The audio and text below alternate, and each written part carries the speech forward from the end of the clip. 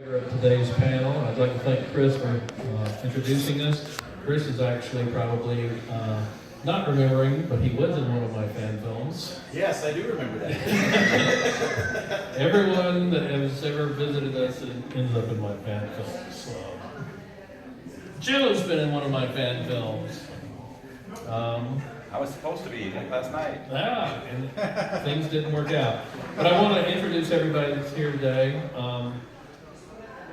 To my left is Glenn Wolf, and I'm going to pass the mic and let them all introduce themselves, and then you'll go last. Sure. Okay. Oh, he's got one. You know, unlike some fan films, I come prepared. Oh, I improvise. Yeah. If any of you have been involved in a fan film, you know you got to fly by the seat of your pants. So, anyway, I'm Glenn Wolf. I produce fan films under the name Federation Files. There's currently 3 out. We have 2 in production this year. My sets are in Arkansas, about an hour south of Branson, Missouri. If you're in the area, you can look me up, and we'll be more than happy to show them to you. But as I said, we're in production of 2 shows right now, and then if we get those out by October, we're going to start another feature called Doppelganger. The 2 I'm working on right now, I'm doing a Star Wars, Star Trek crossover that actually makes sense. It makes sense to me anyway. And then some of you may remember a stalled project about 3 years ago called Equinox. I've obtained all the footage that was shot for that, and I'm going to do a director's cut of that and release that this year also. So you actually have a finished product other than just the one scene that they put out on YouTube. Hi, I'm Greg Teft. I'm a performer representing Star Trek Republic and Advanced Major Studios. Or Advanced Major Productions, whatever he's called it. Hi, Joe Cepeda, the executive producer of Nature Sunger, formerly Star Trek Nature Sunger. We have, right now, our current film is Quest for a Champion. That's out now on YouTube. Took a year to film that, so that's already done. Got 3 more films in the works, and we are home based out of Stockbridge, Georgia.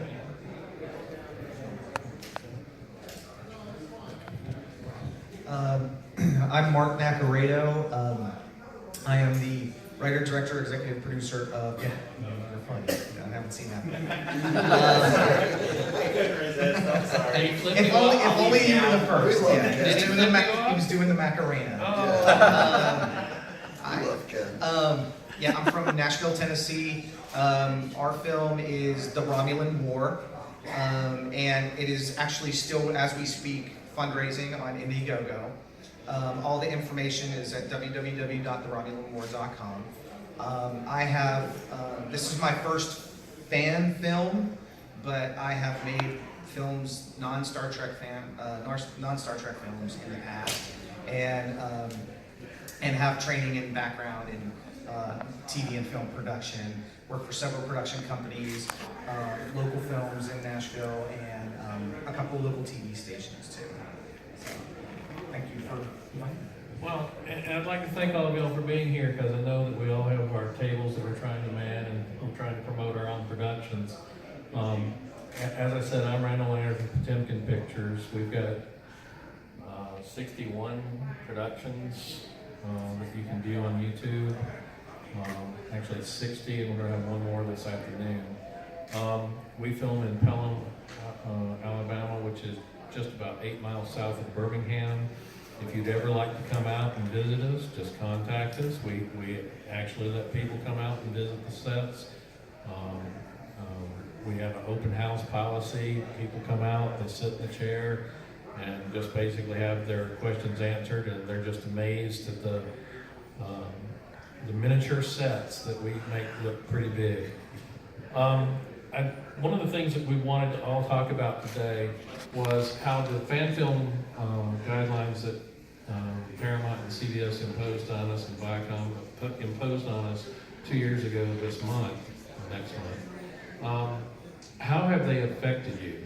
And I'm going to go down, we're going to just go down the aisle and right now find out from each of these producers how they've affected each other. I'm going to start with you, Mark. The main way, well, there's two ways, the guidelines, and I think the conversation has to begin with, they are guidelines, not rules, per the studio, per their reps. But here's how they've impacted us. Primarily on format. I conceived of my project almost 10 years ago. It's only now that we're being able to do it because it's very heavy on special effects, and I had a really difficult time finding a visual effects artist. Okay, come on down. Who's that guy? Dramatically late and really too late. They taught me that in LA. Yes, they did. Right. Always make an entrance. Yes. It worked. There you go. Hi, everyone. We'll let Alec introduce himself in just a second. Mark, please tell us some more about your project. Yeah, so we had a hard time finding an effects person. It was really dependent on effects. And I connected with Samuel Cockings from Treklanta, who's done a lot of other fan productions too. And originally this was designed as a feature. It would have been the script clocked at about 70 pages. And so it was originally written as a feature. Then we decided to chop it down as a web series. And when we filmed, it was written that way, as if it was 16 episodes, varying in length, anywhere from 3 to 10-minute long episodes. And so, and now the guidelines have, been clear about the length of the project. So that is, that's the one main reason how it's affected us, is we're having to sort of retool what was about 60 minutes of content into 2 15-minute pieces. The other way we've been impacted is early on I cut some promotional material. And in the promotional material, it is setting up the world of the story and the premise of the story. And it exists during the Enterprise time period as if this was season 5 and season 6 of Enterprise. That's the period that the Romulan War takes place. And so early on, I did some promotional sort of cuts that were trailers, but they had footage in them from Enterprise, shots of Archer standing there, shots of T'Pol standing there, sort of like so people could get the idea of what the setup for the story was if they weren't familiar with Enterprise.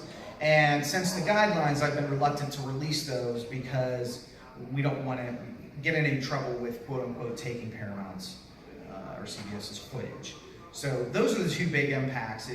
I think it would be a lot easier for me to explain the world of the story and set it up if people could see sort of the context of the trailers and we were able to use that footage. Now the final film won't be using any of that. This was all just sort of promotional material. And I don't even know if that really is a violation of the guidelines. The guidelines talk about films, not trailers, not promos, not vignettes. And yet, I am reluctant to put any of that stuff online because I don't want a target on my back, at least not until after I'm done fundraising. It could very well be that after the fundraising is over, perhaps one of those appears, and we'll see. There's some debate on my team about how to handle that. So those are the two big impacts on timing and being able to use footage from Paramount in our promotional material only to frame the world of the story and get people up to speed. All right, and now we'll let our latecomer introduce himself. This is Alec Peters with Axonar Productions. Yep. All right, I got it right. Good. Here you go, Alec. Hey. So thanks to Randy for inviting me on this panel. If you kill me, it'll be funny. I'll electrocute you or I strangle you. Either way, it's going to go well. There we go. So what should I say? Where is your studio? Oh, okay, yeah. We moved here to Atlanta last year, almost exactly a year ago. We passed through Birmingham. Yes, we did. Quickly. Everyone passes through Birmingham. I know. I love Birmingham. It's a great lovely. city. Lovely. So now our studio is basically 30 minutes from here. in Lawrenceville, which is one of the suburbs here of Atlanta. And it's 6,000 square feet. It is sponsored by Otherworld Computing, who is awesome. And we love them. They were a donor to our project.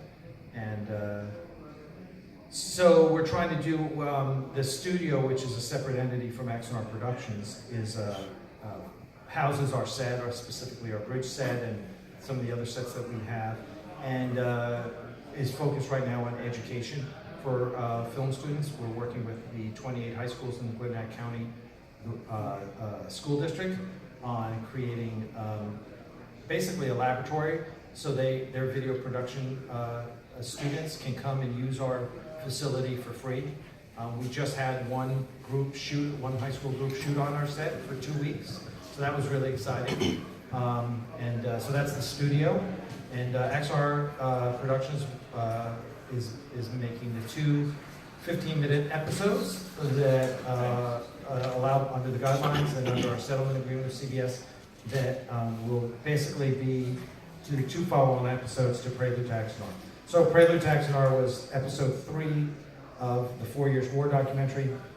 We're making episodes 4 and 5. And so there we go. Thank you. Joe, what are y'all doing? Right now we got a couple of films in the works, so we're excited about that. See if we can get like to do a Gorn story, so some action packed. Looking forward to that and getting that released. Okay, well, I guess I'll go next. I think we were talking about how the... I was just like watching the mic get passed, and I'm like, how the new guidelines affected my production. yes. Much like Mark over there, actually my production was set up to be an anthology for many reasons.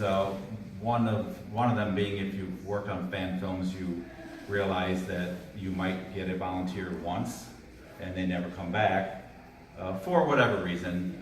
So when I conceived of setting up the Federation files, it was set up to do totally independent stories that are not related to any other stories that we may or may not do. And we opened it up to, if somebody has a story idea, come to us and we'll help you produce it. So it's more like an archive than it's definitely not a series, because like I said, we have different players, different ships, every single episode. So really the only thing that we're cognizant of when we're filming is trying not to go over the time limitations. As a writer, you write your story, and I've never written any of our episodes with a timeline in mind. It just, however long it took me to tell the story, that's how we did it. Our first one, his name is Mud, did end up being a full length, 45, 53 minutes. It was basically an hour-long episode. Then when we went to our second episode, it ended up being Walking Bear, Running Wolf, ended up being just over 30 minutes. So we did cut it in half and call it a 2-parter. It's kind of really not a 2-parter. But, we're splitting hairs there, but CBS did not, of course, contact us and say anything about it, because you are allowed to make a 30-minute episode if it's 2 parts. But we did film it obviously all at one time, and everything was put together as a full run, and we actually released it put together, and it's just called Walking Bear, Running Wolf Part 1 and 2. It's not divided, so you don't have to go look for the second half to watch it. You can watch it all the way through. And then our third one ended up being right around the 15-minute mark, and that's just all it took to do the story. So the only thing we're trying to do is make sure we don't, like Mark, put a target on our back, but all of the rest of the guidelines did not really affect us at all, because we're not using Star Trek actors, we're not using Star Trek footage, and we're not trying to make a series. We're set up to help people bring their vision to life. So whether it's my story, or if you've got a story you want to do and you come to us, then you come down and do your story, and we can include it in our envelope of Federation files or not. It's totally up to you guys. So we're really here to help other people make their films. And so it really, other than the time limitations, it really did not affect us at all, because our concept the whole time was not to be a episodic set of films. Speaking of studios being built, Greg there was a Republic who was using the St. Mary's studios, which were originally by the Farragut Film group. And now, and then Vic Mignogna. Thank you, I can't say that. Vic used it for Star Trek Continues, and now Ray Tessie. Tessie has purchased the sets and is taking them on, and is, in fact, they filmed an episode, a short production vignette of the Dominion, the Dreadnought Dominion last very cool. weekend. Last week. Oh, that's awesome. So, Greg, tell us about the Republic. I keep calling Mark Greg and Greg Mark, so. It's the beard, it's the. It's the goatee. So, I'm not here as a producer, I'm here as an actor, raised down in Orlando with some pieces of the sets from Kingsland. So, on one hand, it's awesome because Vic's not making Star Trek Continues anymore, and Ray bought the sets for Star Trek fan films. So, they're going to be available through him, through Stage 9. Starbase Studios can help as a booking agent as well, if you're coming from the Midwest. But as far as Starship Republic goes, we hope to be in the can this year. And we were originally conceived as a series. We had lots of stories we wanted to tell. We kind of wanted to do some standalones and some serialized pieces, much like Star Trek. As an actor, I was really looking forward to developing this character of Nuno da Silva. And now it's like, okay, well, I'm going to be Nuno for half an hour. But other than that, we'll do other stories. Hopefully with the same cast. We have a great woman that's playing our alien in Starship Republic, Danelle Roy, and she's beautiful in costume, and we really want to explore her character. So some of these things are negatives, but some of them are positives. It's going to force us to really work hard to stay in the time limit. Ray always says that Twilight Zone, they were able to do great science fiction in about 22 minutes. Well, that's a challenge. Let's step up. So there's some positive out of it.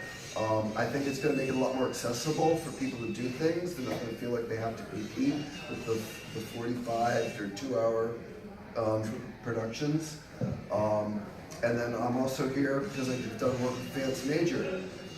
He's already been doing shorts on really low budget, never using professionals. But he's got some great stories and a lot of heart and on a low budget. He's been kind of ignoring the continuing character thing, so it's kind of, like you said, it's a guideline.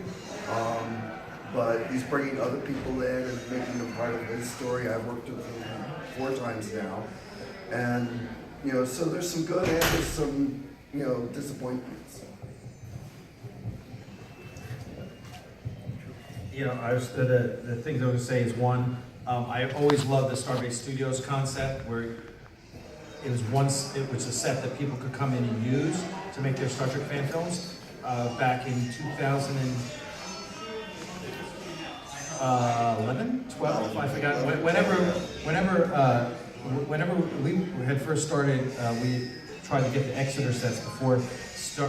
Right at the time that Starbase Studios got them, John Hughes, I think Hughes first got them, and John Hughes got them, and then I approached John Hughes and said, we need to work together, because my idea was, it's just stupid that there's 3 sets of TOS sets around the country. I said, this makes no sense whatsoever. Why isn't there one set and we all use it? Well, it's a 3-letter word, and it's called ego.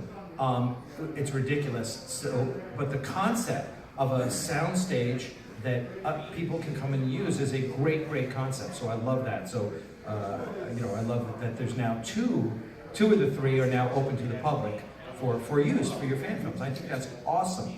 The other thing I'll say is, I'm a huge fan of Vance Major Owen. He's got like 17 of his films have been nominated in the Fan Film Awards. Let me just say my personal opinion. I mean, I know there's a lot of angst around 2 15-minute episodes. Star Trek Continues ignored those guidelines. Nothing happened to them. Nope.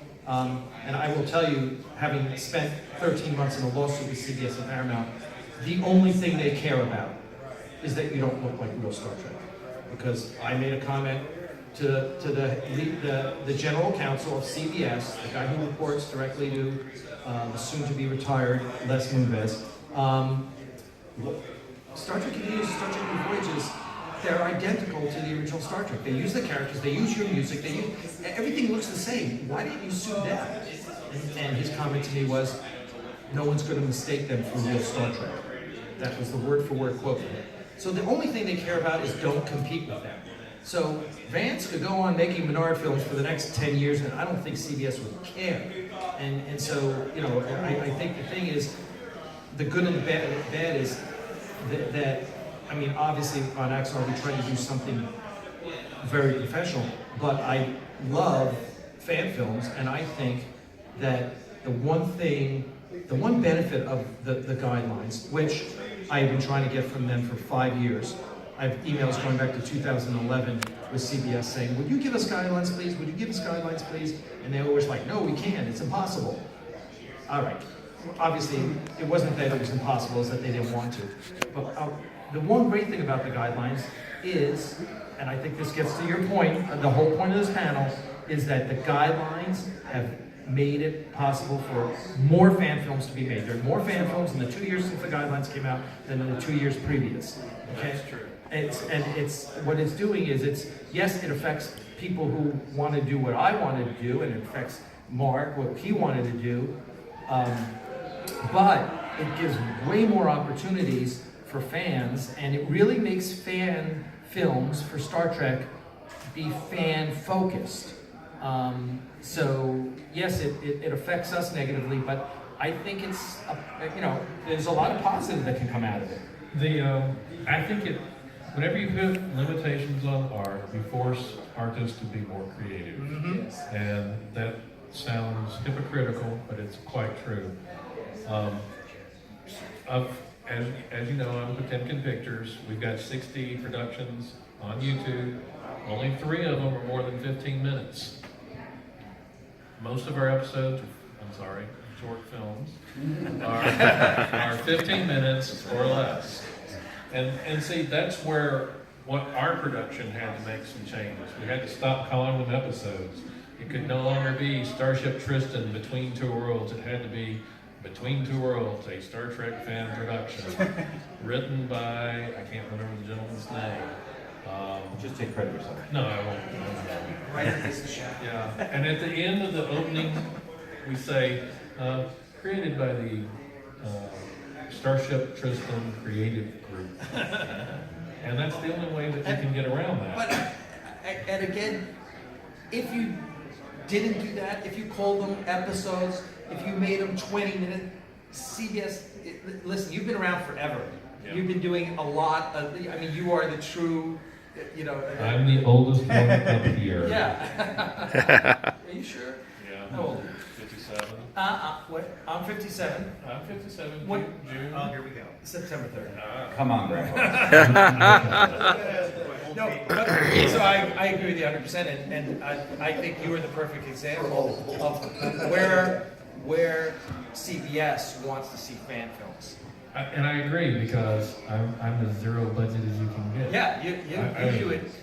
Folks, we shoot our episodes in a boathouse on top of a mountain in Pelham, Alabama.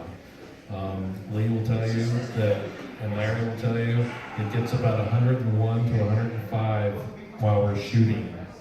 And you should see Lee's wife, Ann, covered in this wonderful blue makeup, wearing these heavy gowns, this headpiece, this wig. And she made it through a shoot that was I even alive at that point? Barely. I had just had my quadruple bypass. Yeah. Oh my God. And I had wandered out there to check on them from time to time, and they said, it's really hot. And then, so I posted on the internet, they're really hot out there filming. I wished I could go help them.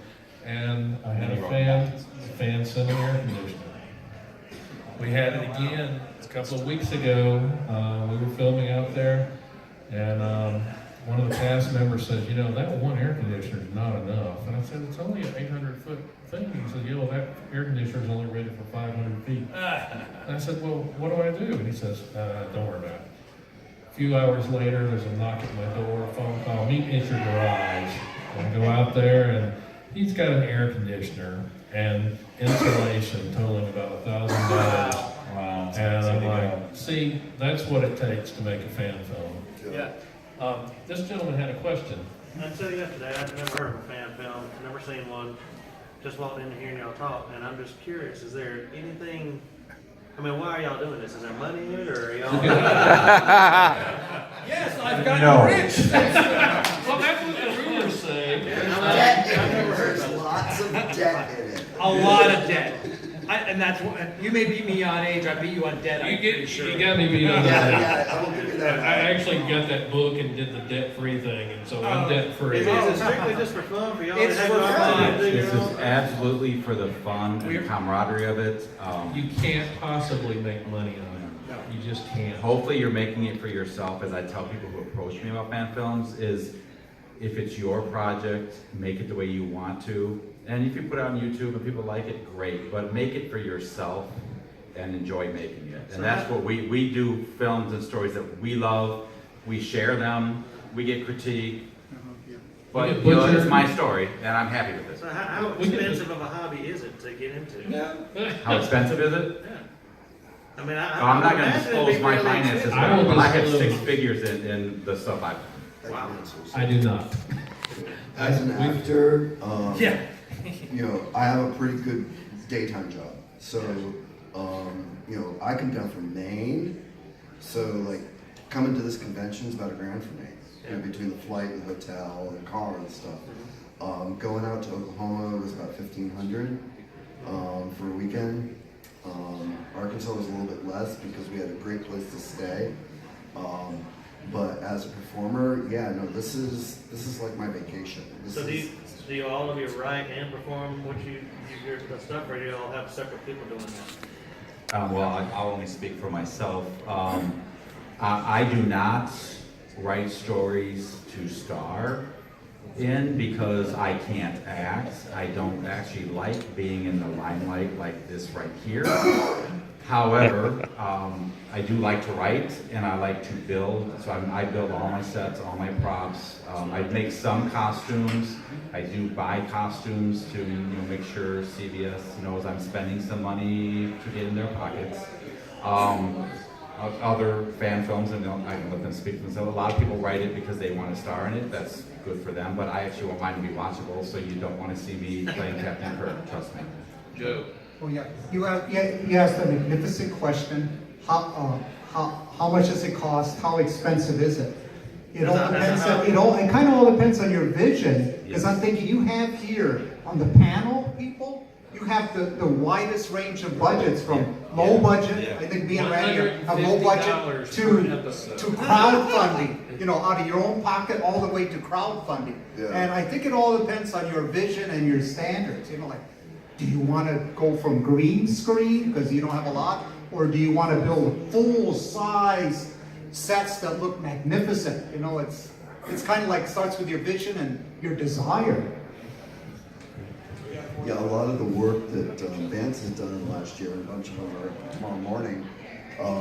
One of them's the Hill, and it's all outside. So we have costumes, a little bit of SFX, special effects, and you know, you're not distracted by the sets because you're looking at some really good performances from some amateur actors. You know, both up and coming green to the productions, and you know, so. Don't think you have to have a bridge, or oh, I want to do a next generation story, but oh my God, I can't build those sets. Do it outside. Be creative with what you want to do. There's a lot of ways to make a film, and phones. Everybody's got a phone now that can take a movie, and it's a good quality picture. So it's literally filmed by someone by phone. yeah. Oh, yeah, actually, as advanced major, has done several on the cell phone. But yeah, I guess the short answer to the question is depends on your funding sources. Are you self-funding? Can you raise funds? And your vision. So yeah, and I think all of us could say, do what you can with what you have. So on an average episode, and I hate to keep, but I've never experienced this before. So on an average episode, how long would it take you to, from start to finish, to make one? Can I ask my editor to stand up? Dan, how long did it take us to start to finish on Walking Bear? Walking Bear, Yeah. the shooting took 2.5 days. Yeah. And how long did we, about an hour to write it? From start to finish, we were less than 6 weeks Yeah. on Walking Bear, and Extraction was about the same time, 6 weeks. Not my first one because we were trying to get our legs under us, and it was an hour long, and I took me a year to do the Mud episode. But Dan's a fantastic cinematographer and editor, so I just go out there and tell him where to point the camera, and then I'm done, I walk away, and then he does all the magic. They have a wolf in that one too, a real wolf. Yeah, we have a live wolf in there. He forgot what he's gonna No, no, say. I'm just gonna say that, I think you're right, it depends on what kind of a look you're looking for. If I had my druthers, I would have just paid for it myself. I did that, I got, spent a little bit of money to get the actual, a lot of the filming done. But post-production is why we were kind of pushed in the direction of crowd to do an Indiegogo campaign. We have a ton of effect shots in ours. Just as of today, it's probably about 60 effects shots. And that's not including the green screen plates. That's just effects, planets, ships, stuff like that. There's a lot of shots. And so that sort of pushed me in the direction. As far as the other thing we talked about, I've sat out, like I had a film background, and I essentially quit doing that when I got married, because I had to get this thing called a full-time job. And when what I had been doing was I had a full-time job, but I was also freelancing. So freelancing is not conducive to a lot of job security. So I basically quit making not fan production, films period, and took a straight job. And it's only now that I'm starting to dip my toe back in the water in filmmaking, and I have at any given time, I have like 3 or 4 other projects that have nothing to do with Star Trek. They're feature film screenplays, and some friends in Nashville who are interested in working with me on some stuff. But I wanted to do the fan film because this is a story I've always wanted to tell. And this was a way for me to dip my toe back in the water. It wasn't a very heavy lift. Similar to Axonar, we did a doc format. So from a production standpoint, this was very easy. I've done 2 other films, going back to a student film I did in 1990 that were mockumentaries. So this is a familiar genre for me. And from a production standpoint, by doing it in that format, it cuts down your costs. I don't have to build a set. I just have to get somebody to sit in a chair in front of a green screen